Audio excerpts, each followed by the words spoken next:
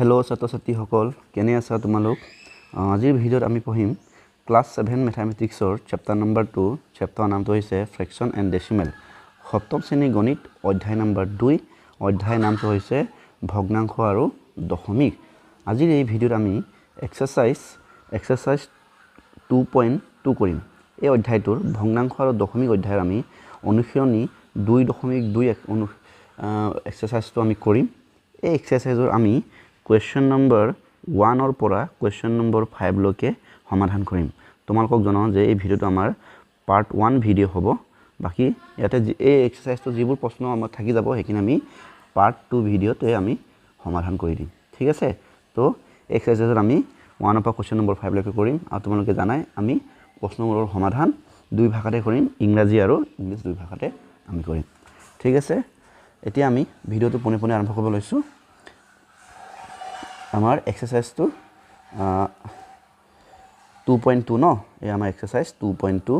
তো এক্সাৰসাইজটো আৰম্ভ কৰাৰ আগতে আমি এই এক্সাৰসাইজত আমি কি বিষয় পঢ়িব লাগিব এইখিনি বিষয় অকমান তোমালোকক মই থৰতে কৈছো তেতিয়া আমি এই এক্সাৰসাইজটো আমাৰ কৰিবলৈ বহুত সহজ হ'ব ঠিক আছে ইয়াতে আমি পঢ়িব লাগিব যে মই লিখি দিছো ইয়াতে আমি পঢ়িব লাগিব যে ভগ্নাংশৰ হৰণফল মানে ডিভাইড অফ ফ্ৰেকশ্যন মানে ভগ্নাংশ এটা কেনেকৈ হৰণ কৰে ঠিক আছে ভগ্নাংশৰ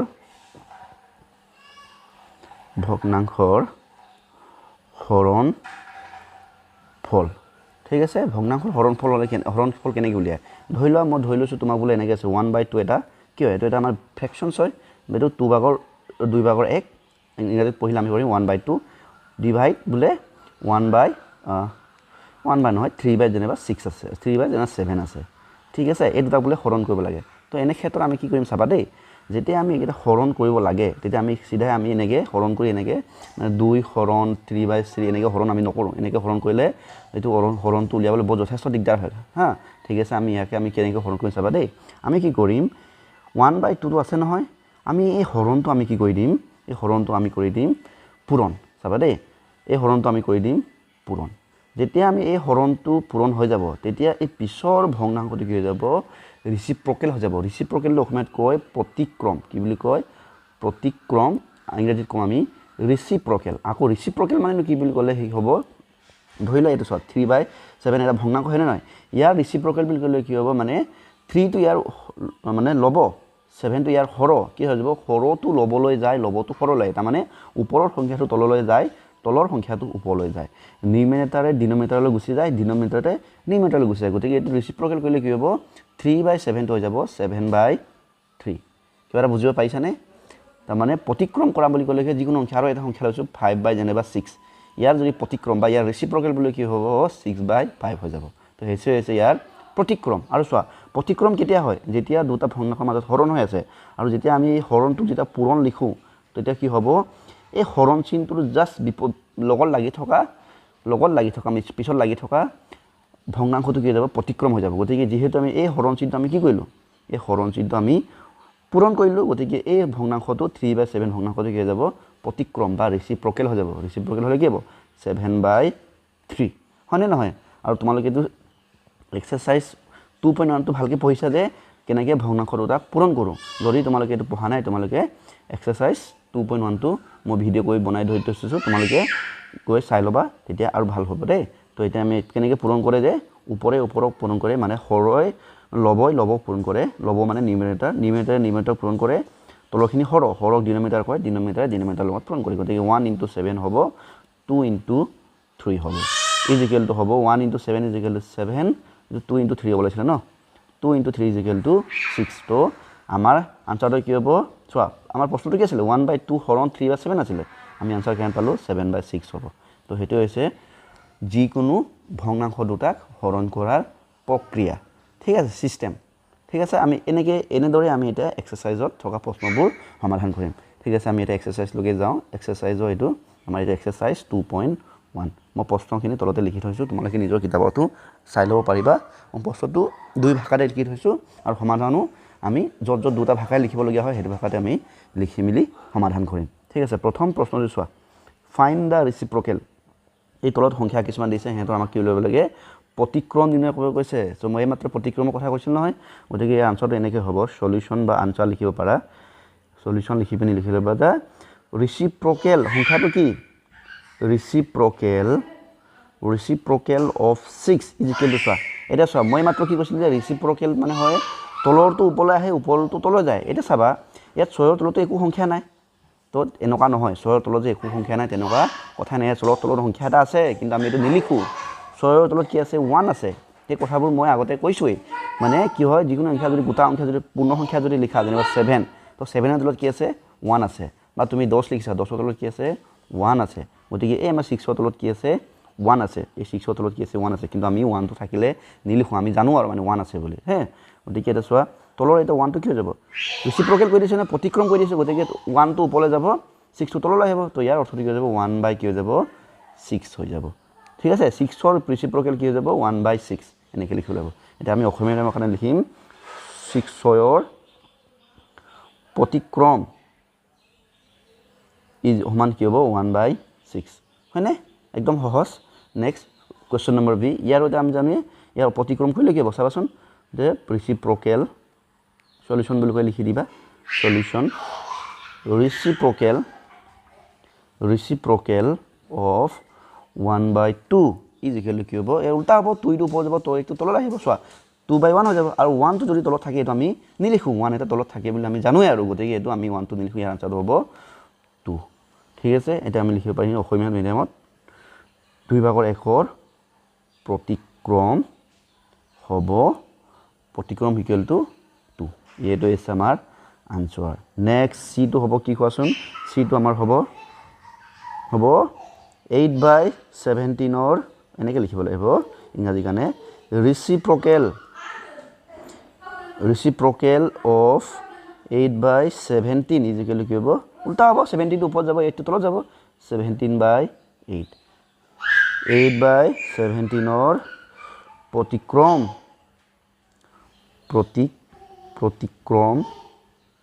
ইকুৱেল টু 17/8 হয়নে এটা নেক্সট এটা আমাৰ বৰ ইণ্টাৰেষ্টিং প্ৰশ্ন এটা দিছে এবাৰ 1ৰ প্ৰতিক্ৰম উলিয়াব লাগে দেই এটা চাবা এটা সলিউশ্যন লিখি দিছোঁ এই জেগাটো অকণমান জেগাটো লৈ লওঁ ন অকণমান চাইড কৰি দিছোঁ ঠিক আছে এইটো চোৱা সলিউশ্যন ৰিচিপ্ৰকেল আমি লিখিম ৰিচিপ্ৰকেল অফ 1 এটা চোৱা এই 1ৰ তলত কি আছে তো 1ৰ তলত 1 আছে হয় নাই যিকোনো সংখ্যাৰ তলত কি থাকে 1 থাকে হয়নে নহয় গতিকে এইটো 1টো ওপৰলৈ গ'লে এইটো তললৈ যাব তাৰমানে 1 আকৌ ইয়াৰ কি 1/1 হ'বগৈ 1/1 মানে কি 1/1 মানে 1 হয় গতিকে ৰিচিপ্ৰকেল অফ 1 ইজ কি হ'বগৈ 1 হ'ব তাৰমানে 1ৰ ৰিচিপ্ৰকেল 1ৰ প্ৰতিক্ৰম 1 ঠিক আছে গতিকে 1ৰ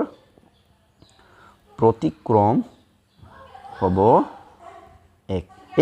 এইখিনি তলত যে লিখোঁ এইবোৰ লিখিব নালাগে নিলিখিলে ভাল হয় লিখিলে উপায় নাই লিখিব পাৰা কিন্তু নিলিখালে বেছি ভাল হয় ঠিক আছে এতিয়া চোৱা ইটো চোৱা জেগা আছে নে জেগা নাই ন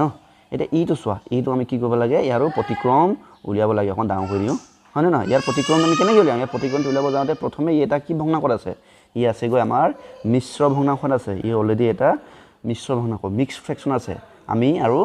আগত শিকিছোঁ এক্সাৰচাইজ 2.1ত শিকিছোঁ যে মিশ্ৰ ভগ্নাংশত আগতে আমি কি কৰিব লাগে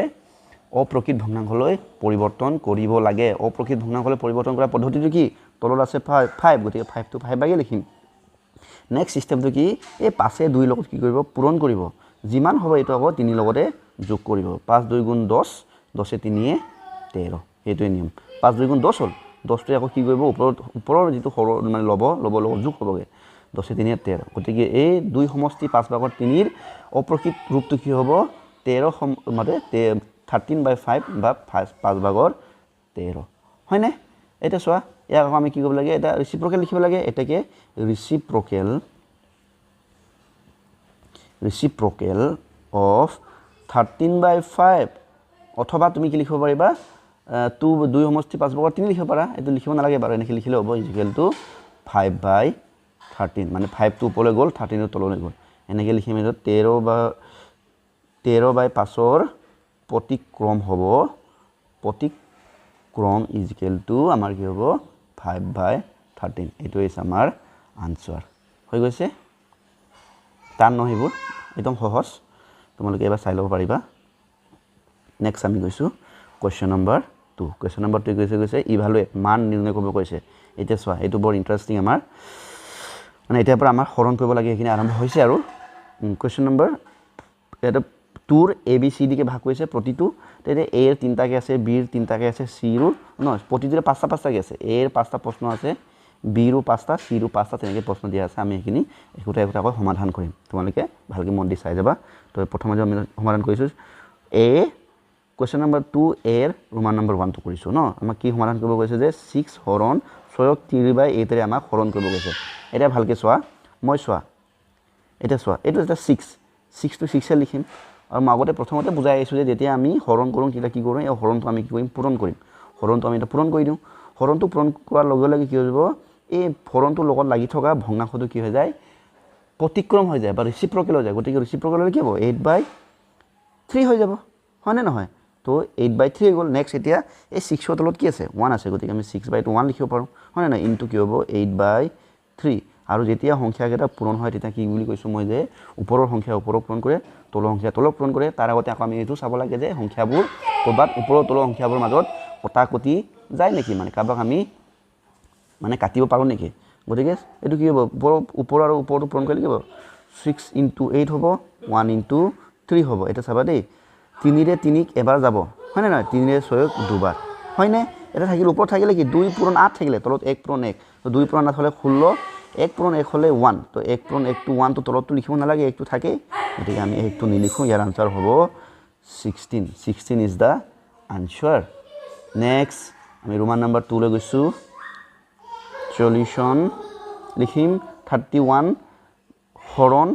2/3 এটা আমি কি 31 এইটো হৰণৰ জেগাত আমি কি লিখিম পূৰণ লিখিম পূৰণ লিখাৰ লগে লগে পিছৰ ভগ্নাংশটো ৰিচিপ্ৰকেল হৈ যাব প্ৰতিক্ৰম হৈ যাব সেইটো হৈ যাব 3/2 হয়নে সো 31 তলত কি আছে 1 আছে ইনটু 3/2 এতিয়া চোৱা 31 × 3 হ'ব আৰু 1 × 2 হ'ব হয়নে নহয় পৰাপক্ষত 1 × 2 হ'ব নাই ডাইৰেক্ট 2 লিখিব পাৰা তোমালোকে একো নাই কিন্তু আমি লিখি দিছোঁ আৰু বুজি পাওক বুলি এটা 2 আৰু কিবা ক'ৰবাত কাটাকাটি যাব নেকি ইয়াতে একো কাটাকাটি যোৱা তেনেকৈ মই দেখা পোৱা নাই 2/3 ন গতিকে আমি যদি কাটাকাটি নাযায় গতিকে এইটো ওপৰৰ পূৰণ কৰা 3 × 3 3 3 × 9 2 × 2 তো এইটো হৈছে আমাৰ আনসাৰ ইয়াতে আনসাৰটো শেষ হৈ যোৱা নাই কাৰণ এইটো এটা আমাৰ অপ্ৰকৃত ভগ্নাংশ হয় অপ্ৰকৃত ভগ্নাংশ মানে কি ওপৰৰ লবটো তলৰ হৰতকৈ ডাঙৰ তো এনে ক্ষেত্ৰত আমি অপ্ৰকৃত ভগ্নাংশক আমি কি কৰিব পাৰোঁ মিশ্ৰ ভগ্নাংশলৈ পৰিৱৰ্তন কৰিব পাৰোঁ হয়নে নহয় তো পৰিৱৰ্তন কৰা পদ্ধতিটো হৈছে কি তলৰ হৰটোৱে লবটোক আমি হৰণ কৰিম 2 হৰণ 93 যদি হৰণ কৰোঁ প্ৰথমে 4 বাৰ 2 4 × 8 1 বাকী থাকিলে 3 নামি আহিলে হয়নে নহয় আকৌ 6ৰে 2 6 × 12 বাকী থাকিল 1 এতিয়া কি এইটো হ'ব আমাৰ সমষ্টি মানে 46 সমষ্টি ই হ'ব আমাৰ হৰ ই হ'ব আমাৰ লব হয়নে নহয় তো এই ভাগফল হ'ব আমাৰ পূৰ্ণ সংখ্যাটো আৰু এই আমাৰ যিটো ভাজকটো হ'ব আমাৰ হৰ আৰু ভাগ শেষটো আমাৰ হ'ব 1 তো আমাৰ আনসাৰটো হ'ব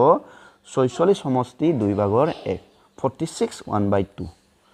এইটো হৈছে ইয়াৰ আনসাৰ নেক্সট গৈছোঁ কুৱেশ্যন নম্বৰ ৰোমান নম্বৰ 3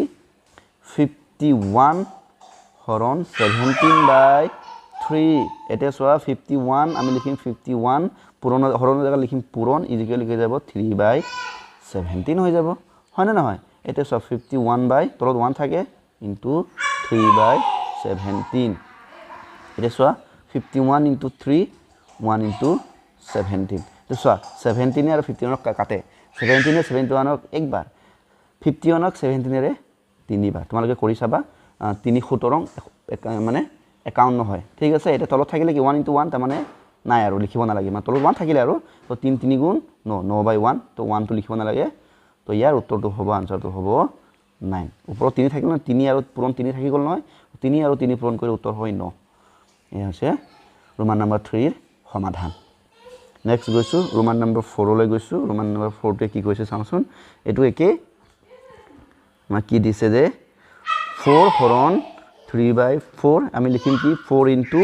4/3 হৈ যাব হয়নে নহয় এতিয়া অকণমান স্পীড যাম আৰু যেহেতু বস্তু একেটা বস্তুকে বাৰে বাৰে কৈ থকা হৈছে নহয় গতিকে 4/1 × 4/3 ইজিকেলটো কি হ'ব 4 × 4 1 × 3 4 × 4 হ'লে কি হয় 16 হ'ব 1 × 3 হ'লে 3 হয় এটা 3 ৰে 6 আমি 16 হৰণ কৰোচোন অপ্ৰকৃত ভগ্নাংশ যেতিয়া গতিকে আমি ইয়াক কেইবাৰ 5 বাৰ কৰিলে 15 হলে 1 থাকিলে তো ইয়াৰ আনসাৰটো হ'ব 5 সমষ্টি 3/1 ইয়ে হৈছে ইয়াৰ আনসাৰ চাই লোৱা ঠিক আছে আমি এতিয়া নেক্সট প্ৰশ্নলৈ গৈছো ৰোমান নম্বৰ 5 একে প্ৰায় 3 হৰণ কি আছে 2 সমষ্টি 4/1 আছে গতিকে আমাৰ কথাটো হৈছে এতিয়া এই আমি যেটো মিশ্ৰ ভগ্নাংক আমি আগতে এটো অপ্ৰকৃত ভগ্নাংকলৈ পৰিৱৰ্তন কৰিম তো নিয়মটো কি আমি জানো 3 হৰণ নিলানিয়াৰ পদ্ধতি কি হ'ব 4 টো তলত থাকিবই 4 ৰে 2 পূৰণ হ'ব যিমান হ'ব এটো ওপৰ একটো লগত যোগ হ'ব 4 2 8 8 একে 9/4 হৈ গ'ল এতিয়া এটা 3/1 হয় তলত 1 থাকে এই পূৰণৰ জায়গাত আমি কি লিখিম হৰণ লিখিম সৰি এই হৰণৰ জায়গাত পূৰণ লিখিম লগে লগে কি যাব এই ভগ্নাংশটো ৰেচিপ্ৰকেল হৈ যাব হয় না তো এটো হৈ যাব 4/9 সো 4/9 এটা কি হ'ব 3 পূৰণ 4 হ'ব 1 পূৰণ 9 হ'ব 3 4 গুণ ৰবা ইয়াতে কাটাকাটি হৈ গৈ আছে 3 1 গুণ 3 3 3 গুণ 9 এটাকে ওপৰত থাকিলে কি 1 পূৰণ 4 1 4 গুণ 4 1 পূৰণ 3 1 3 গুণ 3 এটা এইটো অপ্ৰকৃত হয় ইয়াক আমি ইচ্ছা কৰিলে আকৌ মিশ্ৰলৈ নিব পাৰো মিশ্ৰলৈ নিলে কি হ'ব 3 ৰে 4 যদি হৰণ কৰো এবাৰ যাব 1 থাকিব তো 1 সমষ্টি 3/1 এইটো হৈছে ইয়াৰ আনসাৰ ঠিক আছে অলপ ভালকৈ লিখো ন 3/1 আশা কৰিছো তোমালোকে বুজি পাইছা এতিয়া আমি যাম কোৱেশ্চন নম্বৰ 2 ৰ বি থকা প্ৰশ্নবোৰ আমি সমাধান কৰিম বি টো এটো 5টা মান প্ৰশ্ন দিছে এইখিনি 5টা আমি সমাধান কৰিম তোমালোকে চাই যাবা টান নহয় অংকবোৰ একে প্ৰায় একে পদ্ধতি হয় অকমান সংখ্যাবোৰ হিফাল কৰি পিন দিছে আৰু কবাত মিশ্ৰ ভগ্নাংকৰ লগত দিছে কবাত অপ্ৰকৃত কবাত অকমান মানে আমাৰ পূৰ্ণ সংখ্যাৰ লগত হৰণ কৰিব দিছে হেতুই আৰু দেই এতিয়া চোৱা সলিউশনটো চোৱা ইয়াৰে একে ইয়াতে প্ৰথম সংখ্যাটো কি আছে মিশ্ৰ ভগ্নাংক গতিকে আমি কি হল নিব লাগিব অপ্ৰকৃত ভগ্নাংক নিব লাগিব অপ্ৰকৃত ভগ্নাংক নিয়াৰ পদ্ধতি কি 4 2 8 8 একে 9 হয় না নহয় হৰণ 3 অকমান স্পিড গৈছো 9/4 হৰণৰ জায়গা আমি পূৰণ দিছো সো 3/1 হৈ আছে হয় না নহয় গতিকে আমি 3 ৰবা এটো ভুল হৈ গল নহয় এটো চোৱা এটো হৰণ 3 লিখি ৰবা হৰণ 3 আছে ন এই ভাল কি চাবা এইটো অকমানটো ভুল হৈ গৈছিল আৰু ভুল হৈ যোৱালে পুৰাই ভুল হলতেন ৰবা 9/4 আছে নহয় এই হৰণটো আমি কি কৰি দিম পূৰণ কৰি দিম হয়নে নহয় পূৰণ কৰি দিয়াৰ লগে লগে 3 তলত কি আছিল 3 তলত 1 আছিল হয়নে নহয় এই 1 টো ওপৰত যাব 3 টো তলত আহি যাব এটো কি যাব 1/3 হৈ যাব কেছটো বুজি পালা তাৰমানে এই সংখ্যাটো তলত এটা 1 থাকে হেতু নিলিখে কিন্তু 1 টো থাকে দেই গতিকে কি হ'ব হৰণৰ জায়গাত পূৰণ দিয়াৰ লগে লগে তলৰ 1 টো ওপৰলৈ গুচি গ'ল তলৰ 3 টো তললৈ আহি গ'ল এতিয়া চোৱা এটা আমি কি হ'ব 9 পূৰণ 1 হৈ যাব 4 পূৰণ 3 হৈ যাব 3 1 গুণ 3 3 3 গুণ 9 এই দুটা কাটাকটি গৈছে গতিকে ওপৰত থাকে 3 1 গুণ 3 থাকিলে তলত থাকিলে 4 1 গুণ 4 এটি হৈছে আমাৰ আনসাৰ নেক্সট আমাৰ এটা আমি যাম কি আছে আমাৰ সলিউশন দেখো 60/7 হৰণ 15 তলত কি আছে 1 আছে গতিকে 1 টো লিখিয়ে দিও যাতে বুজি পাওক খেলিমেলি নহওক তেতিয়া মানে একোনা যেতিয়া 1 আছে হয় না নহয় সো 60/7 পুরনো জায়গাত কি হরণ দি দিম ইজিক্যালি কি হ'ব 1/1 টো ওপৰত গুচি যাব তলত 15 টো তললৈ আহি যাব 1/15 এটা সব কি হ'ব 60 * 1 7 * 15 হয়নে নহয় আৰু তোমালোকে হেতু বস্তু সদায় মনত ৰাখিবা যেতিয়া সংখ্যা দুটা তিনটা মাজত পূৰণ হৈ থাকে তেতিয়া আমি কি কৰিম তলে ওপৰৰ সংখ্যাবোৰক যদি একেটা সংখ্যাৰে যদি বিভাজ্য হয় গতিকে চোৱা 15ক 15ৰে বিভাজ্য হয় 60 15ৰে বিভাজ্য হয় তেনে স্থলত আমি কি কৰিম এই দুটা সংখ্যা আমি 15ৰে কাটিব পাৰো হেউৰ কথা তোমালোকে নিশ্চয় 5ত পাইছা 5 6ত পাইছা গতিকে এটো 15ৰে 15ক যদি আমি কাটো কেবাৰ 15 গুণ 15 যদি 60 যদি কাটো 15 4 গুণ 60 15 পূৰণ 4 কৰিলে কি হয় আমাৰ 60 হয় দেই 15 মই কৈ দিছো 15 পূৰণ যদি 4 কৰা চোৱাচোন 60 হয় না নহয় গতিকে ওপৰত থাকিলে কি 4 পূৰণ 1 মানে কি 4 গুণ 4 7 পূৰণ 1 7 গুণ 7 তো 4/7 ইজ দা আনসার তো এইখিনি যে মই যিখিনি লিখি গৈছো এইখিনি তোমালোকে ইয়াতে অসমীয়া মিডিয়াম বা ইংৰাজী মিডিয়াম বুলি কোনো কথা নাই সবে এনেকে লিখিলে হ'ল দেই নেক্সট ৰোমান নম্বৰ 3 এখন ডাঙৰ কৰি লিখো ৰোমান নম্বৰ 3 টো সলিউশনটো লিখিছো ঠিক আছে 5 সমষ্টি 3/1 হৰণ 4 গতিকে 5 সমষ্টি 3/1 আমি কি কৰিম অপ্ৰকৃত ভগ্নাংশ লিম তলত 3 থাকিব 3 5 15 15 কে 16 ইয়াতে হৰণ কি লিখিম 4 তলত কিবা আছে 1 আছে হয় না এটা সবা আমি 16/3 পূৰণক আমি হৰণক পূৰণ কৰি দিম লগে লগে এইটো কি যাব 1 টো ওপৰত গুছি যাব তলটো সাইড সৰল আহিব তো 1/4 হৈ যাব এটাকে কি হ'ব 16 * 1 3 * 4 এটা কাটাকাটি হিচাপে কি যাব 4 এ 4 এবাৰ 4 ৰে 16 4 বাৰ 4 4 গুণ 16 হয় নাই এটা ওপৰত 4 পূৰণ 1 থাকিলে 4 1 গুণ 4 তলত 3 পূৰণ 1 থাকিলে 3 1 গুণ 3 ইয়াক আমি আকৌ ইচ্ছা কৰিলে কি হ'ব এই সমষ্টি 3/1 লৈ পৰিৱৰ্তন কৰিব পাৰোঁ এটো আমাৰ কি হয় অপ্ৰকৃত আছে মিশ্ৰ ভগ্নাংক লৈ নিলো কেনেকৈ নিলো আকৌ দেখাই দিছো 4 ক 3 ৰে কৰিলে এবাৰ হয় নে নহয় থাকিলে হয় নে নহয় এই ওপৰটোক আমি লিখো আগত পূৰ্ণ সংখ্যা হিচাপে লিখো বাকি 3 এই দাগ জিৰে ভাজকক আমি হৰ হিচাপে লিখো আৰু ভাগ এক যেটো থাকি যায় বাকি এইখিনি আমি ওপৰত লিখো তো এই সমষ্টি 3/1 এটো মই মুছি দিছো নহলে বহুত লেতৰা দেখি ঠিক আছে এবাৰ চাই লোৱা এটো ৰোমান নম্বৰ 3 টো নেক্সট যাম ৰোমান নম্বৰ 4 ৰোমান নম্বৰ 4 টো চোৱা সলিউশনটো একে 4 1/3 হৰণ 3 এটিকে আমি অপ্ৰকৃত ভগ্নাংশ লিখিম 3 4 গুণ 12 12 একে 13/3 হৰণ 3/1 হয় না একো নাই মানে 1 তলত এটো 1 টো পাৰ হৈ গলে নহব থাকিব লাগিব এটো ঠিক আছে এতিয়া 13/3 পূৰণৰ জায়গা হৰণৰ জায়গাত পূৰণ দিম ইজিক্যাল কি হ'ব 1 টো ওপৰত যাব 3 টো তললৈ আহি যাব এতিয়া চোৱা 13 পূৰণ 1 3 পূৰণ 3 13 1 গুণ 13 3 13 অচৰি 3 3 গুণ 9 অতকে আমি কি পালো উত্তৰ 13/9 13/9 যদি আকৌ আমি অপ্ৰকৃত লৈ যাওঁ সৰি মিশ্ৰ ভগ্নাংশ নিলে কি হৈ যাব এবাৰ থাকিলে কি 4 গতিকে কি হ'ব এক সমষ্টি 9/4 এবাৰ এইখিনি তোমালোকে চাই লব পাৰিবা নেক্সট আইছো ৰোমান নম্বৰ 5 সলিউশন একে 4 সমষ্টি 7/3 হৰণ 3 হৈ আছে ন গতিকে আমি লিখিব পাৰো 7 4 গুণ 28 28 3 31/7 হৰণ 7/1 হালাকি সবা দে এই তলত 1 টো নিলিখিলে হয় কিন্তু মই বুজি পাও বলে এটো লগৰ লিখিলে গৈছো হেকাৰণে যাতে মানে নেক্সট যেটা আমি পূৰণ কৰি এটো মানে প্ৰতিক্ৰম কৰিম না ৰেচিপ্ৰকেল কৰিম না তেতিয়া এটো ওপৰত যাব দেখাবৰ কাৰণে সহজ হয় হেকাৰণে লিখি গৈছো বা তোমালোকে নিলিখিও ডাইৰেক্ট 7 বুলি লিখিলেও ভুল নহয় দেই নম্বৰ 7/1 লিখি দিছো বুজি পাওক বুলি এটাকে কি হ'ব 31/7 হৰণৰ জায়গাত পূৰণ দিম লগালে 1 টো ওপৰে গল 7 টো তললৈ নামি আহিলে হয় না নহয় ইজিক্যাল কি যাব 31 * 1 7 * 7 ইয়াৰ একো কটা কটি না যায় গতিকে ওপৰ পূৰণ হৈ যাব 33 31 পূৰণ হলে 31/7 গুণ 49 এটো হৈছে ইয়াৰ আনসাৰ কাৰণ এটো এটা ইয়াক আমি আকৌ মিশ্ৰ ভগ্নাংশ দিব নোৱাৰো কাৰণ এটো অপ্ৰকৃত নহয় এটো প্ৰকৃত ভগ্নাংশ হৈছে যত ওপৰৰ সংখ্যাটো তলতকৈ সৰু ওপৰটো সৰু হয় না তলতকৈ গতিকে এটো আমাৰ প্ৰকৃত ভগ্নাংশ আৰু প্ৰকৃত ভগ্নাংশ মিশ্ৰ ভগ্নাংশলৈ পৰিৱৰ্তন কৰিব নোৱাৰো আমি হৈ গল 5 হৈ গল ন এতিয়া যাম সি কোৱেশ্চন নম্বৰ 2 সি লৈ গৈছো তাৰ প্ৰথম প্ৰশ্ন ৰোমান নম্বৰ 1 টো কি কৈছে যে সলিউশন লিখো আমি 3 1/3 হৰণ 2 1/3 গতিকে পদ্ধতি কি হ'ব ইয়াক এইখিনি আমি অপ্ৰকৃত ভগ্নাংশলৈ লৈ যাম গুটেগালক তো কি 6 3 গুণ 18 18 কে 19/6 হৰণ 3 2 গুণ 6 6 কে 7 7/3 এটা আমি লিখিম 19/6 হৰণৰ জায়গা লিখিম পূৰণ 3/7 হৈ যাব ঠিক আছে এটা কি হ'ব 19 * 3 6 * 7 3 1 গুণ 3 3 2 গুণ 6 থাকিলে কি 19/2 7 গুণ 14 14 আকৌ যদি 19 আমি যদি কৰো এবাৰ হ'ব থাকিলে কি 5 গতিকে আমি লিখিব পাৰিম যে এক সমষ্টি 14/5 এয়া হৈছে আমাৰ সমাধান অকন ভালকে লিখো এক সমষ্টি 14/5 নেক্সট আমাৰ ৰোমান নম্বৰ 2 এই ৰোমান নম্বৰ 2 বলে 2 এ লিখা আছিল বাৰু এটো চোৱা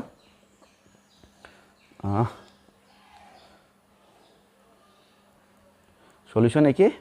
5 2/3 হৰণ 4 1/4 এটো আমি কি কৰিম মিশ্ৰ ভগ্নাংশ বা অপ্ৰকৃত ভগ্নাংশলৈ নিম 5 3 15 15 2 17 হৰণ 4 4 গুণ 16 16 একে 17/4 এটো 4 ঠিক এটা আমি কি কৰিম এটো চোৱাচোন 17/3 হৰণটো পূৰণ কৰি দিম ইকুৱেল টু 4/17 তো 17 * 4 হ'ব 3 * 17 কেঞ্চেল কাৰণ 17ক 17 এবাৰ 17ক 17 এবাৰ থাকিলে কি 4/3 4/3 আকৌ আমি মিশ্ৰ ভগ্নাংশ লিখিলে কি হ'ব এক সমষ্টি 3/1 হৈছে ন নেক্সট আমি গৈছো এক্টিভ কোৱেশ্চন ৰোমান নম্বৰ 3 একে আৰু সব একে এইবোৰ গুটেটো খালি কৰি দিছো মই তো আমি লিখিব যে 11 13 7 4 2/13 এতিয়া আমি এই মিশ্ৰ ভগ্নাংশবোৰক অপ্ৰকৃত ভগ্নাংশলৈ ৰূপান্তৰ কৰিম তো নিয়মটো কি 13 পূৰণ 11 হ'ব 13 পূৰণ 11 যদি হয় চাওঁ দেই কৈ চাওঁ 13 4 1 ন কি হ'ব 13 পূৰণ 11 হ'লে 143 লগ আকৌ 7 যোগ কৰিলে কি যাব 150/13 হৈছে হৰণ আকৌ 13 পূৰণ 4 13 পূৰণ 4 13 থাকিবই 13 পূৰণ 4 4 3 4 গুণ 12 আৰু 2 কৰিলে 1 4 গুণ 4 52 প্লাছ 2 হ'লে আকৌ কি হ'ব আমাৰ 454 হ'ব ঠিক আছে ইমান দিলে ঠিক আছে নহয় এতিয়া চাওঁ এতিয়া এই আমি হৰণটো কি কৰিম পূৰণ কৰি দিম হয়নে নহয় হৰণটোক যেতিয়া আমি পূৰণ কৰিম তেতিয়া কি যাব এইখিনি এই ভগ্নাংশটো আমাৰ ৰেচিপ্ৰকেল হৈ যাব গতিকে 13/54 হৈ যাব এতিয়া আমি কি লিখিম 150 ৰবা এটা নেক্সট আমি কি হ'ব এতিয়া ওপৰটো ওপৰত পূৰণ হ'ব তলৰটো পূৰণ হ'ব হয় না 150 * 13/13 * 54 ওপৰত 13 তলত 13 দুটা কি হ'ব কাটি যাব 13 ৰে দুটা কাট খাই যাব এটা একো যদি আমি যাওঁ কিবা আছে 2 ৰে কৰিব যায় 2 ৰে এটো আমাৰ কিমান হ'ব 27 ভাৰ হ'ব 2 ৰে আমাৰ 75 মান হ'ব ঠিক আছে এতিয়া চাওঁ এটো 3 ৰে যাব 3 ৰে 1 যদি কৰোঁ 3 9 গুণ 27 3 ৰে 1 যদি কৰোঁ আমাৰ কিমান হ'ব 2 এফালে 3 25 75 ইজিকেল ওপৰত থাকিলে কি ওপৰত থাকিলে 25 * 1 মান থাকিলে হয় না 25 বাই কি হ'ব 9 এটা ইয়াক আমি আকৌ অপ্ৰকৃতক আমি আকৌ মিশ্ৰলৈ নিলে কি হ'ব 25ক আমি কিবা দুবাৰ কৰি চাগে ন দুবাৰ কৰিলে 18 বাৰ ইয়াতে 15 পাঁচ থাকিল 7 এটা কিমান থাকিব আমাৰ 2 সমষ্টি 9/7 ই হৈছে ইয়াৰ আনসাৰ 2 সমষ্টি 9/7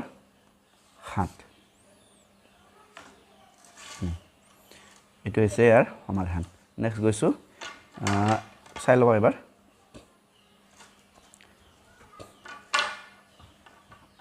এটা গৈছো আমি কোৱেশ্চন নম্বৰ 4 কোৱেশ্চন নম্বৰ 4 তে কি কৈছে আমাক ৰোমান নম্বৰ 4 এ কৈছে আৰু সলিউশন যে সলিউশন 3 সমষ্টি 6/5 হৰণ 2 সমষ্টি 5/4 আমি হৰণ কৰিব লাগে গতিকে আমি এই মিশ্ৰ ভগ্নাংশৰ অপ্ৰকৃত ভগ্নাংশলৈ নিম তো কি হ'ব 6 6 3 18 18 পাছে 23 23/6 হৰণ 5 2 গুণ 15 15 4 সরি 5 2 গুণ 10 10 10 4 14 14/5 নেক্সট 23/6 ইনটু কি লিখিম 5/14 লিখিম এটা কি হ'ব আমাৰ এটো হ'ব 23 * 5 6 * 14 এটা কিবা কাটাকাটি হোৱাৰ কিবা চান্স আছে নে এনেকৈ দেখা নাই গো গতিকে আমি এটা ৰাখি লৈছো গতিকে দুটাকে আমি পূৰণ কৰি দিম 3 5 গুণ 15 5 5 2 গুণ 10 10 1 11 4 6 4 গুণ 24 4 6 গুণ 6 6 2 8 আমি কেন পালো 115/84 আমি পাইছো ঠিক আছে ইয়াক আমি আকৌ যদি মিশ্ৰ ভগ্নাংশলৈ লৈ যাওঁ তেতিয়া আমি কৰিব লাগিব 84 এ আকৌ 115 আমি কৰিব লাগিব এবাৰ যাব 84 হ'ব হয় না নহয় 5 ৰ পৰা থাকিল 1 11 31 গতিকে আমি লিখিব লাগিব এক সমষ্টি 31/84 ঠিক এটো আছে ইয়াৰ উত্তৰ এবাৰ চাই লব পাৰা তোমালোকে একো নাই এইবোৰ ক্যালকুলেশন হয় একো নহয় নিয়মটো জানাই তোমালোকে এটা ইমানখিনি বাৰে বাৰে কৰি আছো এতিয়া নিশ্চয় বুজি পাইছে আৰু নিয়মটো ঠিক আছে এতিয়া আমি গৈছো কোৱেশ্চন নম্বৰ 3 লৈ গৈছো কোৱেশ্চন নম্বৰ 3 কৈছে যে ডিভাইড 8/15 of 3/4 by 2 4/3 মানে 2 সমষ্টি 4 2 3/4 2 সমষ্টি 4/3 এখিনি আমাকে হৰণ কৰিব গৈছে এই যোগ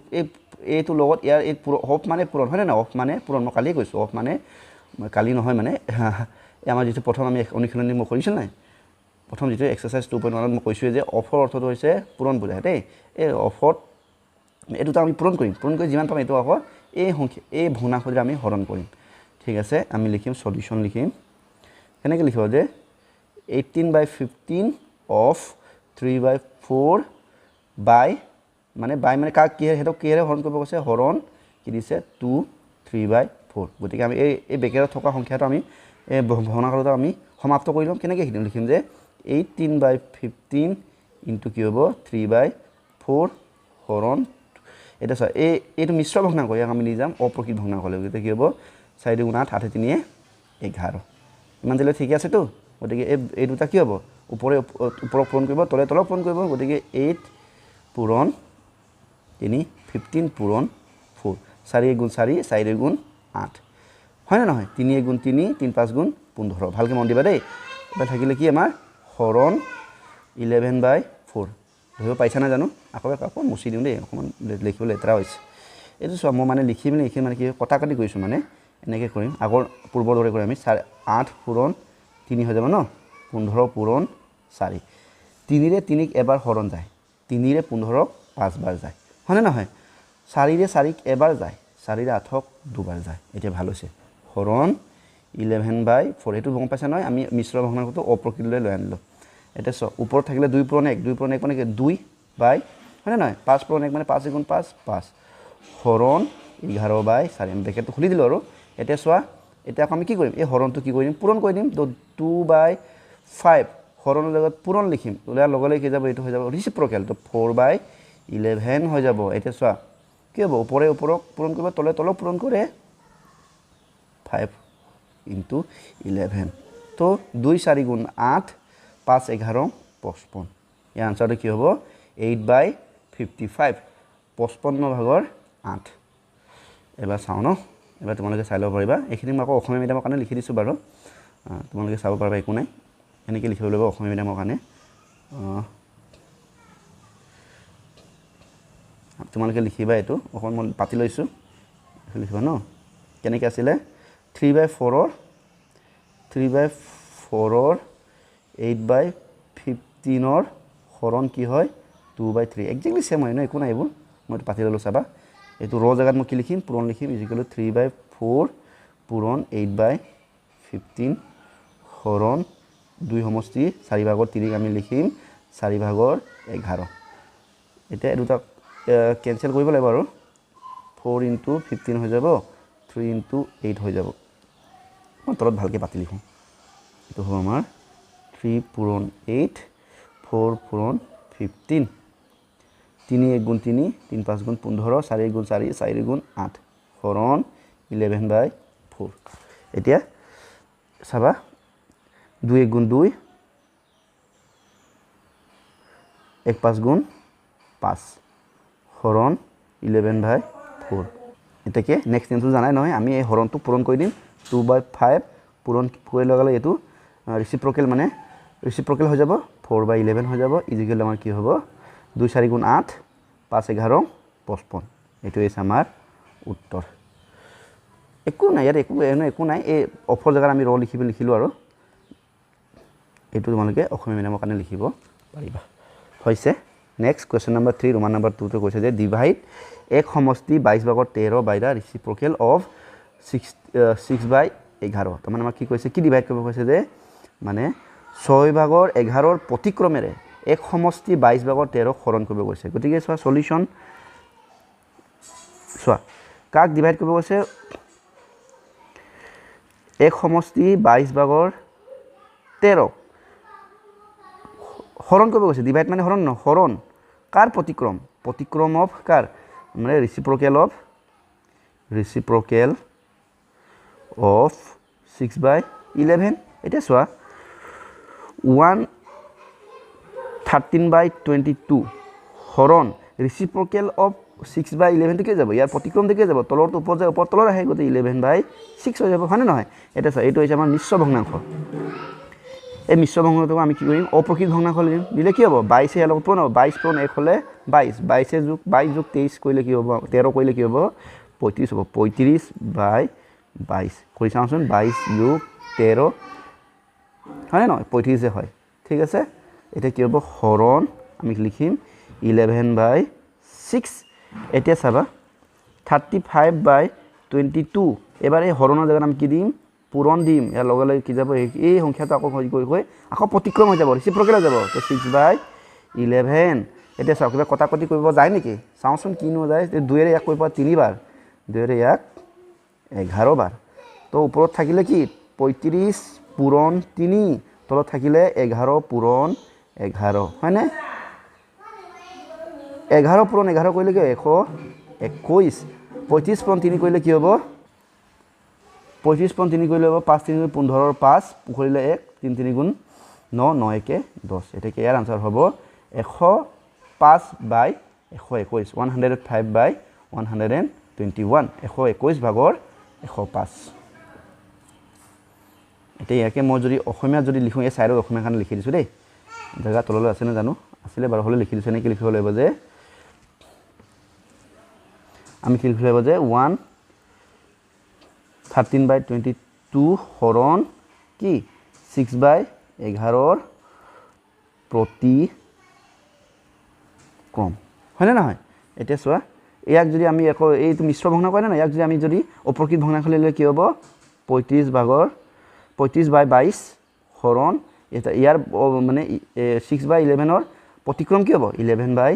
6 এতিয়া এটো হ'ব কি 35 বাই 22 হৰণৰ জায়গা যদি মই পূৰণ দিম কি হৈ যাব 6 বাই 11 হয়নে নহয় is equal two 35 into 6 22 into 11 6 ৰে 2 6ক 2 ৰে 3 বাৰ 22ক 2 ৰে 11 বাৰ তো ওপৰত থাকিলে কি 35 পূৰণ 3 11 পূৰণ 11 থাকিলে কি আমাৰ 105 বাই 121 এনেকৈ লিখিলে হ'ল আৰু মোৰছনে প্ৰায়বোৰ সেমে জাস্ট অকমান লিখোতে এই অসমীয়াতে এইটো দুটা এটা শব্দ লিখিব লগা কাৰণে এইটো আকৌ কৈ দিব দেখাব লগা হৈছে আৰু নেক্সট গৈছো আমাৰ কিছু ৰোমান নম্বৰ 3 আছে নে আছে divide the product of 1/3 and 2/5 by the product of 3/7 and 2/5 মানে চোৱা 1/3 যেটো 1/3 আৰু 2/5 যেটো পূৰণফল এই পূৰণফলটো কাৰ লগত হৰণ কৰিব কৈছে হৰণ কাৰ লগত কৰিব কৈছে 3/7 into 2/5 বুলি কৈছে ঠিক আছে তো আমি এনেকৈ লিখিম সলিউশন আমাক কি দিছে যে product of 1/3 and 2/5 divide মানে হৰণ আকৌ কি কৈছে product of কি আমাৰ 3/7 and 2/5 এই product মানে কি product মানে হৈছে পূৰণফল ইয়াত লিখা আছে পূৰণফল আমাৰ অসমীয়া মেডামটো এইটো লিখা আছে পূৰণফল গতিকে এইটো আমি পূৰণ কৰিম কি 1/3 into 2/5 হৰণ কি 3/7 into 2/5 হয় না এটা এই দুটা আমি এই দুটা পূৰণ কৰিম এই দুটা আমি পূৰণ কৰিম এই দুটা পূৰণ কৰিলে কি হ'ব 1 into 2 হ'ব 3 into 5 হ'ব ওপৰটো ওপৰ লগত পূৰণ তলৰ লগত পূৰণ হৰণ 3 into 2 7 into 5 হয়নে 2 1 গুণ 2 5 3 গুণ 15 হৰণ 2 3 গুণ 6 7 5 গুণ 35 এটা এই দুটা আমি কি কৰিব লাগে এই দুটা পূৰণফলটো প্ৰথম দুটা পূৰণফল আমি কিমান পালো 2/15 পিছৰ দুটা পূৰণফল আমি কিমান পালো 6/35 ইমান তিলে ঠিক আছে সংখ্যাটা ঠিকই লিখিলে মই চাই লওঁ ন চেক কৰাটো দৰকাৰী অতি ঠিক আছে আমাৰ নেক্সট এটা আমি কি কৰিব লাগে যেতিয়া হৰণ কৰিব লাগে না গতিকে আমি এই হৰণৰ জায়গাত আমি কি লিখিম পূৰণ লিখিম পূৰণ লিখিলে লগে এটো কি হৈ যাব প্ৰতিক্ৰম হৈ যাব প্ৰতিক্ৰম হলে কি হ'ব 35/6 এটাকে কি হ'ব 2 into 35/15 into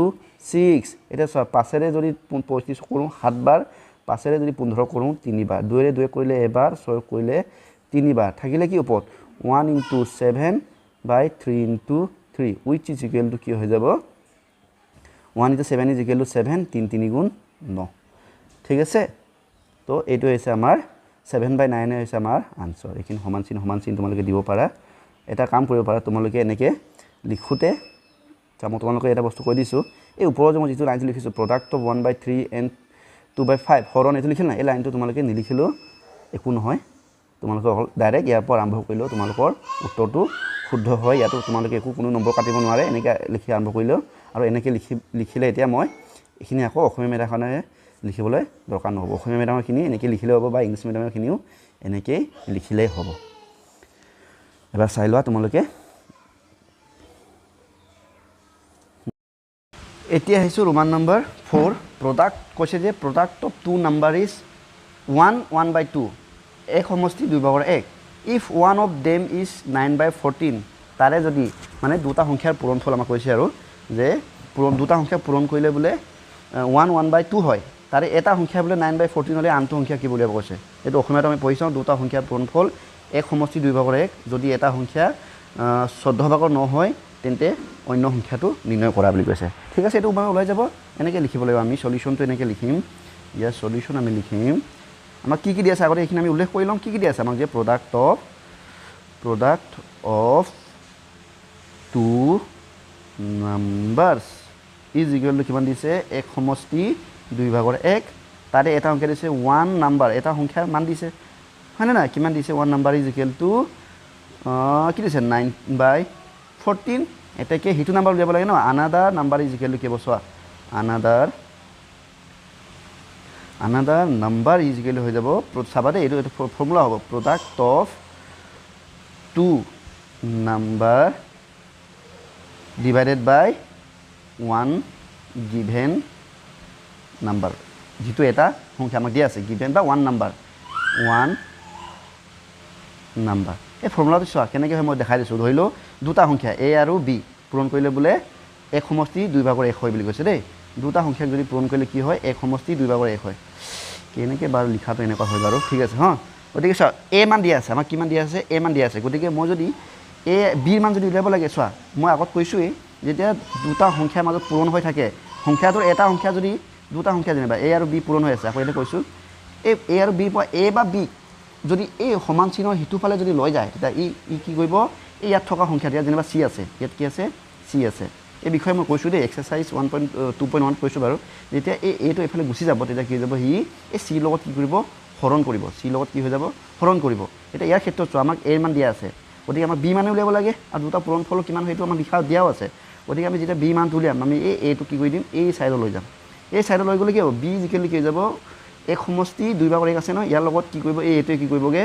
যেহেতু এ আৰু বি পূৰণ হৈছিলে তো এইফালে এইটো তাত যোৱাৰ লগে লগে এইটো হৈ যাব হৰণ হৈ যাব হৰণ কি হৈ যাব এ হৈ যাব কেছটো বুজি পালা সেইটোৱে তাৰমানে ইয়াতে কি এইটো হৈছে আমাৰ দিয়া নাম্বাৰটো বিটো হৈছে আমাৰ উলিয়াবলগীয়া আনাদাৰ নাম্বাৰ উলিয়াবলগীয়া নাম্বাৰটো গতিকে আনাদাৰ নাম্বাৰ জিকেলি কি হ'ব প্ৰডাক্ট অফ এইটো কি এক সমষ্টি 2/1 কি হয় প্ৰডাক্ট অফ দুটা নাম্বাৰৰ পূৰণফল হৰণ দিয়া নাম্বাৰটো সেইটোৱে মই ফৰ্মুলাটোৰ ওপৰত লিখিছোঁ ঠিক আছে এইটোৱে এখানে লিখিছোঁ যে another number is equal to product of two number divided by 1 number এইটো চোৱা প্ৰডাক্ট অফ 1 নাম্বাৰটো কি এক সমষ্টি 2/1 হৰণ 1 নাম্বাৰ ইজ কি 9/14 এটা চোৱা প্ৰডাক্ট অফ টু নাম্বাৰটো আমাৰ মিশ্ৰ ভগ্নাংকৰ আছে ইয়াক আমি অপ্ৰকৃত ভগ্নাংকৰ দিম 2 × 2 2 × 3 3/2 হৰণ 9/14 ইজ ইকুৱেল টু কি হ'ব 3/2 এতিয়া চোৱা 3/2 ইয়াক পূৰণ কৰি দিম ইজ ইকুৱেল টু 14/9 ঠিক আছে ইজ ইকুৱেল এতিয়া মই কি চোৱাচোন ওপৰটো ওপৰত পূৰণ তলৰটো তলৰ লগত পূৰণ এতিয়া আমি যাম কটাকটি লৈ যাম 3 × 3 এবাৰ 3 × 9 তিনিবাৰ 2 × 2 এবাৰ 14 7বাৰ এটা ওপৰত থাকিলে কি 7/, ওপৰত থাকিলে 7 পূৰণ হ'লে 7 হয় নাই 1 পূৰণ 3 হ'লে 3 হ'ব 7/3 ইজ দ্য আনচাৰ আকৌ ইয়াক ইচ্ছা কৰিলে তোমালোকে আকৌ অপ্ৰকৃত ভগ্নাংশলৈ নিব মিশ্ৰ ভগ্নাংশলৈ নিব পাৰা মিশ্ৰ ভগ্নাংশ নিলে কি 2 বাৰ 6 বাৰ 1 গতিকে ইয়াৰ আনচাৰটো হ'ব 2 সমষ্টি 3/1 therefore another number is equal to therefore another হিটো নাম্বাৰ যিটো কৈছে অন্য নাম্বাৰটো উলিয়াব কৈছে নহয় another number is 2 1/3 চোৱা 2 সমষ্টি 3/1 ইংৰাজীত পঢ়ে 2 1/3 এনেকৈ পঢ়ে ঠিক আছে এইটো হৈ গৈছে আমি এটা ইয়াকে আমি এটা অসমীয়া মিডিয়ামত লিখিম অসমীয়া মিডিয়ামখন এনেকৈ লিখিম চাবা সেমে আৰু জাস্ট অংককেইটা মই লিখি দিছোঁ অসমীয়া মাধ্যমত লিখি দিছোঁ যে সংখ্যা দুটা সংখ্যা এনেকৈ লিখিব লাগিব দুটা সংখ্যাৰ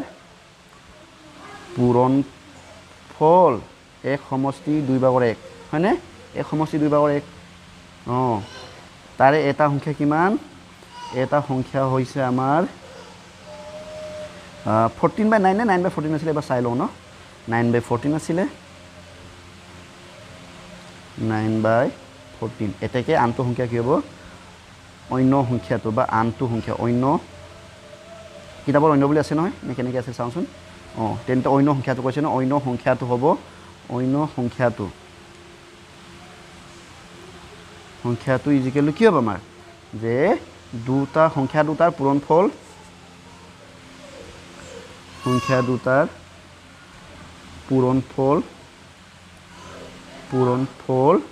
হৰণ এটা সংখ্যা ঠিক আছে সংখ্যা দুটাৰ দুটা থাকিব ন সংখ্যা দুটাৰ পূৰণফলটো কিমান 1 সমষ্টি 2 ভাগৰ 1 হৰণ 9 ভাগৰ 14 ভাগৰ 9 এটা আমি লিখিম 3/2 হৈ যাব হৰণ 9/14 হৈ যাব 3/2 ইনটু হলে 14/9 হৈ যাব ইজ ইকুৱেল টু কি হ'ব 3 ইনটু 14 2 ইনটু 9 2 এৰে এইটো 7 বাৰ 9 এৰে এইটো আমাৰ 3 বাৰ ইজ ইকুৱেল আমাৰ হ'ব 7/3 যাক আমি আকৌ অপ্ৰকৃত ভগ্নাংশলৈ নিলে কিমান হ'ব 2 সমষ্টি 3 ভাগৰ 1 ঠিক আছে এটাকে লাষ্টত লিখিব পৰা এটাকে অন্য সংখ্যাটো হ'ব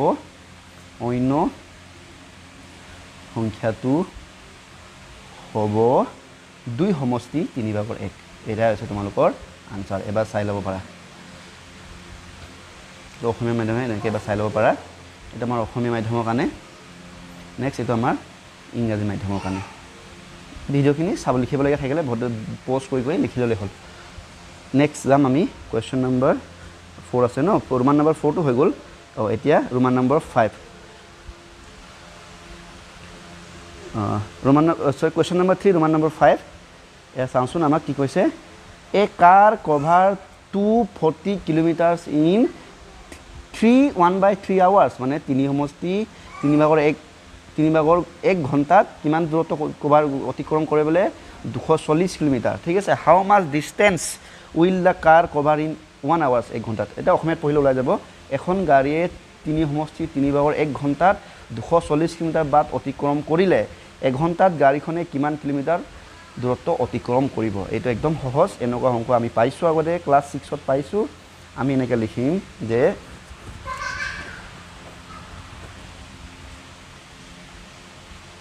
কাৰ cover distance at 1 hour is মানে 1/3 আৱাৰ্ছত কিমান দূৰত্ব কভাৰ কৰে আমাৰ 240 কিলোমিটাৰ এতিয়া আমাক কি হ'ব লাগে 1 ঘণ্টাত উলিয়াব লাগে আমি কি লিখিম কাৰ কভাৰ ডিষ্টেঞ্চ এট 1 আৱাৰ্ছ যদি হৈ যায় তেতিয়া আমি কি কৰিব লাগে তোমালোকে জানা নহয় আমি 6ত এইবোৰ পাইছোঁ এইটো হ'ব কি হ'ব এই 240ৰ লগত কি হৈ যাব এই 3 সমষ্টি 3 ভাগৰ 1টো কি হ'ব হৰণ হ'ব তাৰমানে এনেকুৱা কথাটো হয় তুমি বোলে মানে 5 ঘণ্টাত বোলে এনে চাবা দেই ইয়াত এটা উদাহৰণ দিছোঁ এটা বুজি পাবা 5 ঘণ্টাত বোলে তুমি বোলে 20 কিলোমিটাৰ খোজকাঢ়া ভালকৈ মন দিবা তুমি 5 ঘণ্টাত কিমান কিলোমিটাৰ খোজকাঢ়া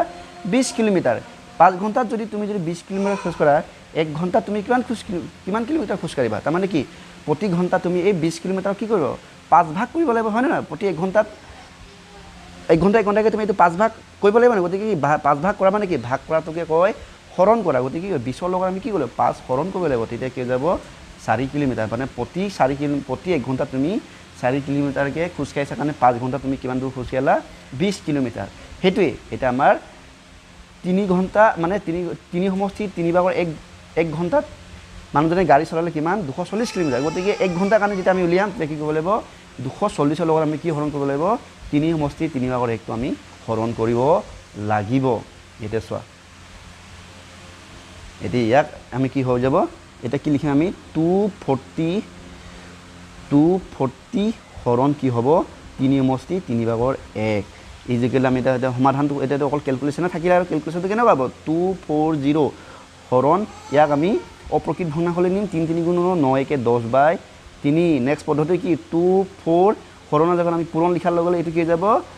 এইটো ৰিচিপ্ৰকেলে যাব 3 ওপৰলৈ যাব 10টো তললৈ আহিব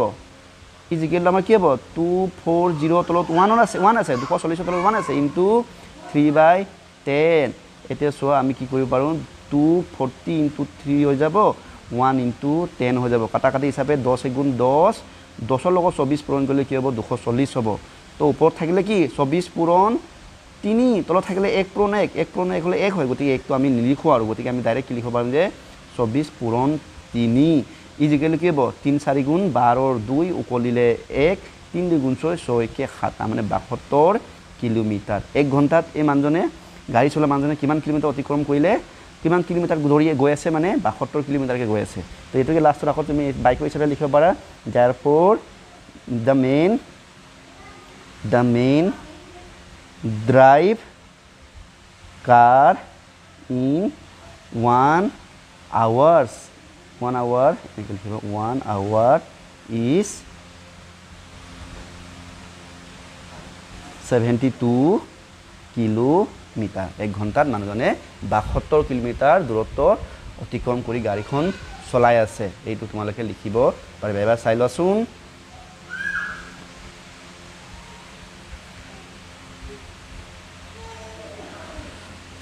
নেক্সট আমি এইটো অসমীয়া মিডিয়ামৰ কাৰণে লিখিম তো এনেকৈ লিখিম ইয়াতো আমি আৰু সহজ এক ছবিত তিনি সমষ্টি তিনি ভাগৰ 1 ঘণ্টাত কাৰখনে কাৰ লিখা নে গাড়ী লিখা আছে এবাৰ চাওঁচোন প্ৰশ্ন যেনেকৈ লিখা তেনেকৈ আমি লিখিব লাগিব ন এখন গাড়ী ন গাড়ীখনে অতিক্ৰম কৰে গাড়ী লিখা আছে আমি লিখিম গাড়ীখনে অতিক্ৰম কৰা দূৰত্ব কিমান কিলোমিটাৰ যায় কৈছে 240 কিলো অকণ ডাঙৰ হ'ব ন 240 কিলোমিটাৰ হয়নে ঠিক আছে 240 কিলোমিটাৰ হয় গতিকে আমাক কি 1 ঘণ্টা ল'ব লাগে 1 ঘণ্টাত গাড়ীখনে অতিক্ৰম কৰা দূৰত্ব কিমান হৈ যাব 240 হৰণ কি হৈ যাব 3 সমষ্টি 3 ভাগৰ 1 হৈ যাব এতিয়া কৰি চাওঁ এইখিনি কৰিছোঁ ওপৰত অলৰেডি কৰিছোঁৱে গতিকে ইয়াতো কৰি দেখাইছোঁ 240 হৰণ এইটো আমি মিশ্ৰ ভগ্নাংকৰ পৰা অপ্ৰকৃত ভগ্নাংশ লিখিলে কি হ'ব মিক্স ফ্ৰেকশ্যনটো ইম্প্ৰপাৰ ফ্ৰেকশ্যন এইটো হ'ব 10/3 240 এবাৰ হৰণক পূৰণ কৰিম ইয়াৰ লগে লগে এইটো ৰিচিপ্ৰকেল হৈ যাব হয়নে নহয় 3/10 240 তলত 1 থাকে হয়নে নহয় বাই 3 মানে 240 তলত 1 আছে একো নাই কাৰণে 1 আছে ইনটু 3/10 এটা আমি কি ওপৰে পূৰণ কৰিব 240 ইনটু 3 1 ইনটু 10 মানে 10ৰে 10ক এবাৰ ইয়াক 24 বাৰ থাকিলে কি ওপৰত আমাৰ কি তলত লিখি দিছোঁ 24 পূৰণ 3 থাকিলে তলত 1 পূৰণ 1 মানে একে হয় লিখিব নালাগে এইটো হয়নে নহয় 24 পূৰণ 3 কৰিলে কি হয় 72 কিলোমিটাৰ তাৰমানে মানুহজনে কিমান দূৰ 1 ঘণ্টাত কিমান দূৰ চলাই আছে 72 কিলোমিটাৰকৈ চলাই আছে গতিকে আকৌ লাষ্টত তুমি বাইকতো লিখিব পাৰা এতেকে মানুহজনে 1 ঘণ্টাত 72 কিলোমিটাৰ গাড়ীখন চলাইছে ঠিক আছে এনেকৈ লিখিলে হৈ যাব এনেকৈ লিখিলে তোমালোকে ফুল মাৰ্কছ পাই যাবা মই অকণমান সৰু কৰি পিনি দেখাব চেষ্টা কৰিছোঁ যদিহে গোটেইটো ধৰি আহিব ৰ'বা এইখিনি আমাৰ অসমীয়া মিডিয়াম কাৰণে তোমালোকে এবাৰ চাই ল'ব পাৰিবা নেক্সট আমি যাম কুৱেশ্যন নম্বৰ 4 কুৱেশ্যন নম্বৰ 4তে কৈছে যে area of rectangle is 24 centimetre square if the length of the rectangle is 2/3 centimetre then what is the breadth কৈছে এটা আয়তৰ কালি কিমান দিছে 24 বৰ্গ চেণ্টিমিটাৰ যদি আয়তটোৰ দৈৰ্ঘ্য 6 সমষ্টি 3/2 চেণ্টিমিটাৰ তেনেহ'লে আয়তটোৰ প্ৰস্থ কিমান এতিয়া এটা কথা আহিব নহয় আমাৰ ইয়াতে এটা ফৰ্মুলাটো আহিব যে আয়তৰ কালি আয়ত মানে তোমালোকে চিনি পোৱা নহয় আয়ত মানে হৈছে আয়তটো এনেকুৱা এটা চতুৰ্ভুজ য'ত বিপৰীত বাহুবোৰ সমান আৰু সকলোবোৰ কোণৰ মান 90 ডিগ্ৰী হয়নে নহয় এইটো এটা আয়ত যেনে এই বাহুটোৰ লগত এই বাহুটো মই দেখিছোঁনে ডাইৰেকশ্যনটো মন কৰিব এই বাহুটো আৰু এই বাহুটো কি সমান এইটো যদি 3 চেণ্টিমিটাৰ যদি হয় উদাহৰণ আৰু এইটো হয় আমাৰ 3 চেণ্টিমিটাৰ এইটো যদি 6 চেণ্টিমিটাৰ যদি হয় এই হ'ব আমাৰ 6 চেণ্টিমিটাৰ সেইটোৱে আমাৰ আয়তৰ ৰুল হয়নে নাই আৰু আয়তৰ কালি এৰিয়াটো কি হয় আমাৰ দিশ পূৰণ প্ৰস্থ আয়তৰ কালিৰ ফৰ্মুলাটো কি কালি ইকুৱেলটো কি হয় আমাৰ ফৰ্মুলাটো দিশ পূৰণ প্ৰস্থ আমি এই ফৰ্মুলাটো এটা ব্যৱহাৰ কৰি আমাৰ ওপৰৰ প্ৰশ্নটো আমি সমাধান কৰিম ঠিক আছে মই মুচি দিছোঁ এইখিনি আমি এনেকৈ লিখিম আমাক কি দিয়া আছে আগতে লিখিলোঁ ন আমাক প্ৰথমতে আমি ইংৰাজীতে লিখিম সলিউশ্যন বুলি লিখিম যে এৰিয়া অফ ৰেক্টেংগল আয়তৰ এৰিয়া কিমান দিয়া আছে আমাক দিয়া আছে যে 24 চেণ্টিমিটাৰ স্কোৱাৰ দিয়া আছে নেক্সট আমাক কি দিয়া আছে লেন্থ দিয়া আছে ন লেন্থ অফ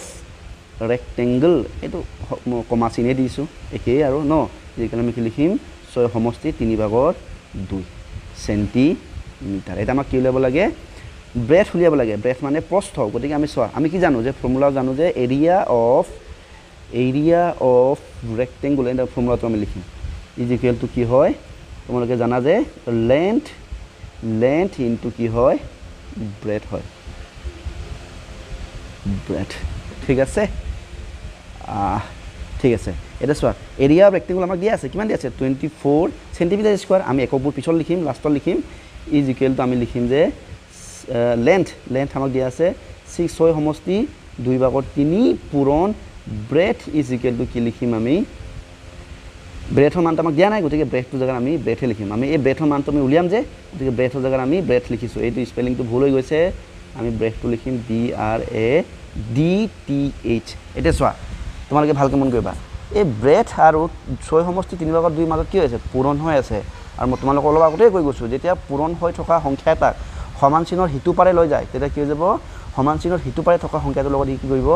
হৰণ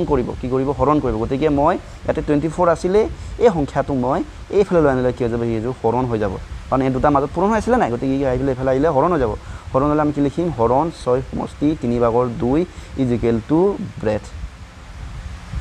যেহেতু আমাৰ ব্ৰেথৰ মান উলিয়াব লাগে নাই গতিকে ব্ৰেথ আমি এইটো আগতে লিখি লওঁ এতেকে ব্ৰেথ ইজ ইকুৱেল টু আমাৰ কি হ'ব 24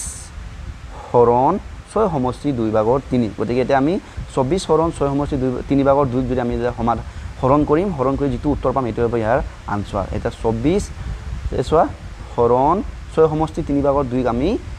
অপ্ৰকৃত ভগ্নাংশলৈ লৈ যাম গতিকে কি হ'ব মানে ইম্প্ৰপাৰ ফ্ৰেকশ্যনলৈ লৈ গ'লে কি হ'ব 3 6 গুণ 18 18 2 20 20/3 নেক্সট 24 তলত 1 আছে হয়নে নহয় হৰণৰ জেগাত আমি লিখিম পূৰণ কোৱাৰ লগে লগে কি হৈ যাব এইটো কি হৈ যাব ৰিচিপ্ৰকেল হৈ যাব ওপৰটো তলৰটো ওপৰত 3/20 হৈ যাব এটা নেক্সট কি আমাৰ কাটাকাটি কৰিব যায় নেকি চাব লাগিব 24 × 3 1 × 20 এটা চোৱা কাটাকাটি যায় এইটো আমি যদি 4 ৰে যদি কৰোঁ 4 6 গুণ 24 4 5 গুণ 20 ওপৰত থাকিলে কি 6 পূৰণ 3 তলত থাকিলে 1 পূৰণ 5 6 পূৰণ 3 কৰিলে হয় 18 1 পূৰণ 5 কৰিলে হয় 5 এটা চোৱা এইটো হৈ গ'ল আমাৰ অপ্ৰকৃত ভগ্নাংশ ইম্প্ৰপাৰ ফ্ৰেকশ্যন ইয়াক আমি আকলৈ লৈ যাম মিক্স ভগ্নাংশলৈ লৈ যাম ইজিকেল কি হ'ব 5 ৰ কৰিলে 3 বাৰ কৰিলে 5 3 গুণ 15 থাকিলে 3 ইয়াৰ উত্তৰটো হ'ব 3 সমষ্টি 5/3 এককটো কি আছিল সেন্টিমিটাৰ আছিলে গতিকে ব্ৰেথ যিটো প্ৰস্থটো হ'ব 3 সমষ্টি 5/3 সেন্টিমিটাৰ লাষ্টত লিখিব পাৰা therefore breadth of rectangle is 3/5 centimeter এনেকৈ লিখিলে তোমালোকে ফুল মাৰ্কছ পাই যাবা এবাৰ চাই ল'ব পাৰা ওপৰৰ পৰা মই এনেকৈ দেখা দিছোঁ জুম কৰি আকৌ আমি ইয়াতে এইখিনি তলতে অসমীয়া লিখিম নেক্সট আমি এটা অসমীয়া কাৰণে এনেকৈ লিখিব লাগিব যে আয়তৰ আমাক দিয়া আছে নহয় তোমালোকে ইয়াত আগতে সলিউশ্যন নহ'লেও সমাধানটো লিখি ল'বা দেই যিখন সমাধান বুলি লিখি ল'বা তেতিয়া ভাল হয় আৰু সমাধান এনেকৈ তাতে লিখিম যে আয়তৰ কালি আমাক কিমান দিয়া আছে 24 এই টুৰি গৈছে বৰ্গ চেণ্টিমিটাৰ হয়নে নহয় আকৌ আয়তৰ আমাক কি দিয়া আছে দিশ দিয়া আছে আয়তৰ দিশ দিয়া আছে আমাক কিমান 6 সমষ্টি কিমান আছিলে সংখ্যাটো একবাৰ চাই লওঁ ন 6 সমষ্টি 3/2 6 সমষ্টি 3/2 চেণ্টিমিটাৰ আমাক উলিয়াব লাগে কি প্ৰস্থ উলিয়াব লাগে আয়তৰ প্ৰস্থ বুলি লিখি পিনি এইটো তোমালোকে এনেকৈ প্ৰশ্নবোধক চিহ্ন দি দেখাব পাৰা হয়নে নহয় আয়তৰ প্ৰস্থ আমি উলিয়াব লাগে গতিকে ইজিকেল আমাক প্ৰশ্নবোধক চিহ্ন দিছোঁ কুৱেশ্যন মাৰ্ক তাৰমানে আমি এইটো উলিয়াব লাগে আকৌ আমি ফৰ্মুলা কি জানো আয়তৰ কালি ইকুৱেলটো কি হয় আয়তৰ কালি ইকুৱেলটো কি হয় দিশ পূৰণ প্ৰস্থ ইয়াতে আমাক আয়তৰ কালি দিয়া আছে কিমান দিয়া আছে 24 দিয়া আছে দিশো দিয়া আছে 6 সমষ্টি 3/2 দিয়া আছে পূৰণ কি আছে প্ৰস্থ আমাক উলিয়াব লাগে যাতে প্ৰস্থৰ জেগাত আমি প্ৰস্থই লিখিম এটা চোৱা প্ৰস্থ আৰু 6 সমষ্টি 3/2 পূৰণ হৈ আছে মই এই 6 সমষ্টি 3/2 এইফালে লৈ গ'লে কি হৈ যাব সমান চিহ্নৰ বিপৰীত ফালে লৈ গ'লে কি হৈ যাবগৈ হৰণ হৈ যাব ইয়াত থকা সংখ্যা ইয়াত কি আছে 24 আছে 24 লগত সি হৰণ কৰিব 24 ডিভাইডেড বাই কি হ'ব 6 সমষ্টি 3/2 ইজ ইকুৱেল টু প্ৰস্থ হৈ গ'ল এতেকে প্ৰস্থ হৈ গ'লে কি পাম প্ৰস্থটো যদি ইয়াৰ আগত লিখোঁ প্ৰস্থ হৈ গ'লে আমি লিখিব পাৰোঁ যে 24 হৰণ 6 সমষ্টি 3/2 এতিয়া চোৱা ইয়াক আমি কেলকুলেশ্যন কৰিম হয়নে নহয় কাৰণ আমি কেনেকৈ হৰণ কৰিব লাগে জানোৱে ইজিকেল 24 হৰণ এইটো আমি মিশ্ৰ ভগ্নাংশৰ পৰা অপ্ৰকৃত ভগ্নাংশ নিলে হ'ব 20/3 ইজিকেল 24 ইনটু লিখিয়াৰ লগে লগে তলত 1 আছে ন এইটো কি হ'ব ৰেচিপ্ৰকেল হৈ যাব ইজিকেল আমাৰ কি হৈ যাব 24 × 3 1 × 20 এটা চোৱা কিবা কাটা কাটি যায় নিশ্চয় যায় এইটো আমাৰ 4 ৰে কৰে 4 5 × 20 4 6 গুণ 4 6 গুণ কি 24 এটাকে 3 পূৰণ 6 পূৰণ 3 হৈ গ'ল ওপৰত থাকিলে তলত 1 পূৰণ 5 হৈ গ'ল ইজিকেল আমাৰ হ'ব 6 3 গুণ 18/5 ইয়াক আমি আকৌ অপ্ৰকৃত ভগ্নাংশ মিশ্ৰ ভগ্নাংশ নিলে কি হৈ যাব কৰিছে আগতে ওপৰত কৈ দেখাইছে 15 3 হ'ব 3 সমষ্টি 5/3 প্ৰস্থ হয় না ইয়াৰ এককটো হ'ব সেন্টিমিটাৰ লাষ্টত আমি লিখিম যে এতেকে আয়তৰ প্ৰস্থ হ'ব 3 সমষ্টি 5/3 সেন্টিমিটাৰ এনেকৈ লিখিলে তোমালোকে সম্পূৰ্ণকৈ নম্বৰটো পাই যাবা এবাৰ চাই লোৱা ওপৰৰ পৰা এইটো সমাধানৰ পৰা চাই লোৱা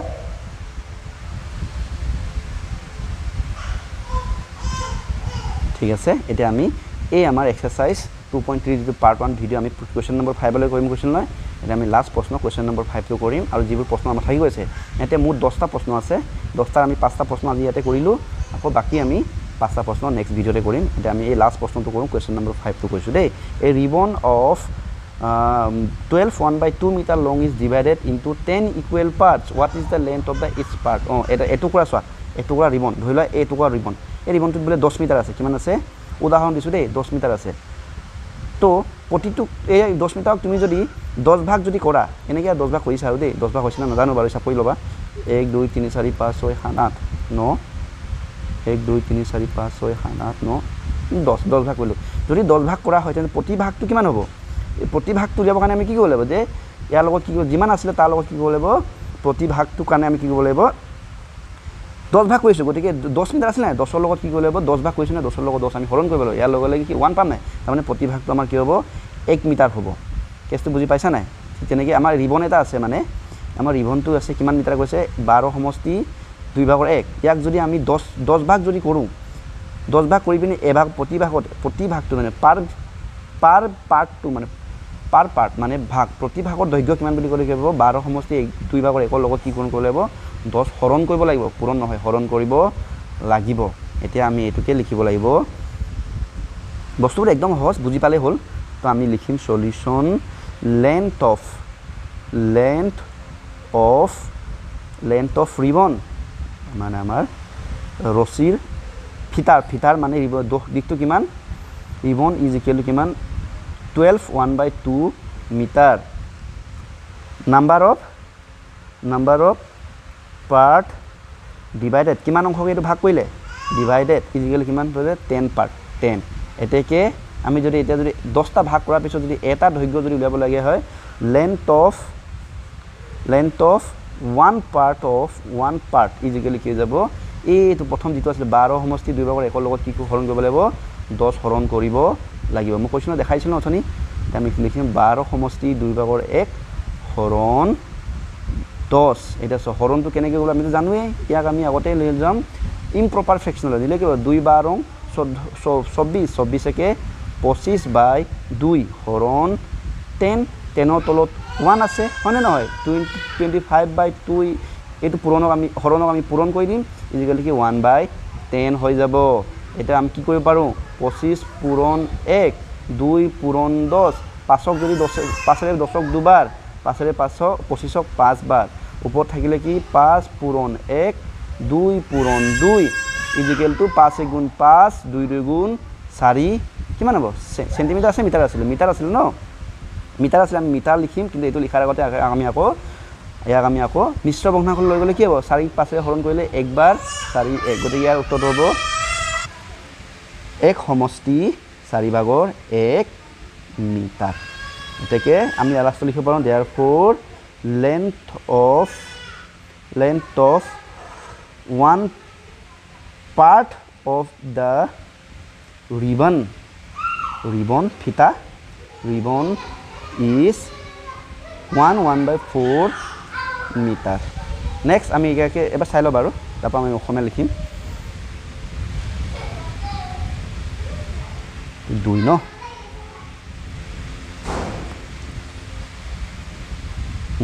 ঠিক আছে আমি অসমীয়া নামৰ কাৰণে লিখিছোঁ অসমীয়া নামৰ কাৰণে যদি লিখোঁ যে ফিতাৰ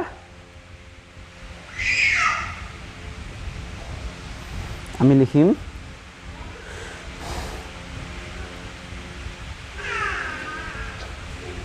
ফিতাৰ মুঠ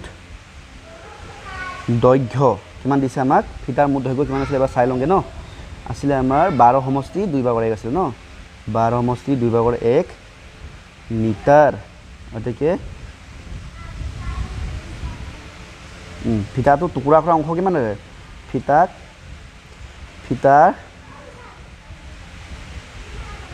টুকুৰা কৰা অংশ কিমান অংশত ভাগ কৰিছিলে ইকুৱেল টু 10 ভাগ হয় না নহয় 10 ভাগত ভাগ কৰিছিলে গতিকে এক ভাগৰ বা প্ৰতি ভাগৰ গতিকে প্ৰতি ভাগৰ দৈৰ্ঘ্য আমি কিমান হ'ব প্ৰতি ভাগৰ দৈৰ্ঘ্য ইকুৱেল টু কি হ'ব 12 সমষ্টি 2 ভাগৰ 1 হৰণ 10 হেতু আছে বাকি আমি 12 সমষ্টি 2 ভাগৰ 1ক আমি মিশ্ৰ ভগ্নাংশ নিলে 25/2 হৰণ 10/1 25/2 into 1/10 25 into 1 2 into 10 5 10 কৰিলে দুবাৰ 5 25 কৰিলে 5 বাৰ ওপৰত থাকিলে 5 পূৰণ 1 2 পূৰণ 2